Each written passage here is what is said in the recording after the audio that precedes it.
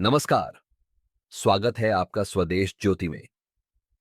आज की सबसे बड़ी खबर आ रही है ब्राजील की राजधानी ब्रासीलिया से।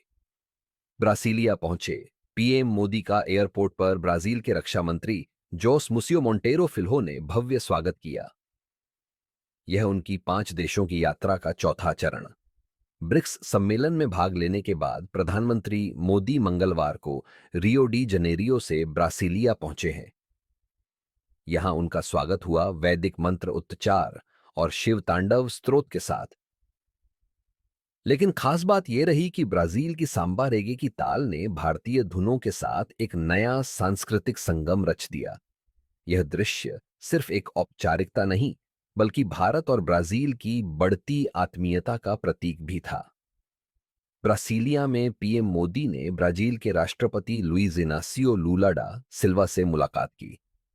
दोनों नेताओं ने चर्चा की व्यापार और निवेश बढ़ाने पर, लिथियम और कृषि तकनीक में सहयोग, जलवायु परिवर्तन पर साझी रणनीति और सांस्कृतिक आदान प्रदान को बढ़ावा देने पर।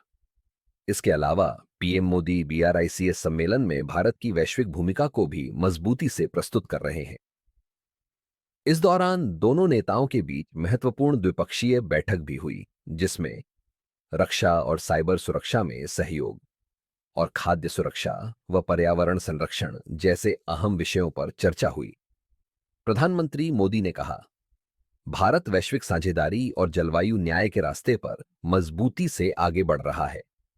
भारत ने ब्राजील को यूपीआई डिजिटल पेमेंट सिस्टम साझा करने का भी प्रस्ताव दिया, ताकि वित्तीय समावेशन को बढ़ावा मिल सके। दोनों देशों ने आने वाले 5 वर्षों में द्विपक्षीय व्यापार को दोगुना करने का संकल्प भी लिया। ब्राजील सरकार ने भारत के जनौषधि मॉडल में रुचि दिखाई है और कृषि और खनन क्षेत्र में सहयोग को लेकर सहमति बनी है। प्रधानमंत्री मोदी की ब्रासीलिया यात्रा सिर्फ एक सम्मेलन की भागीदारी नहीं, बल्कि ये भारत के लिए नई दिशा, नए अवसर और वैश्विक पहचान का प्रतीक है।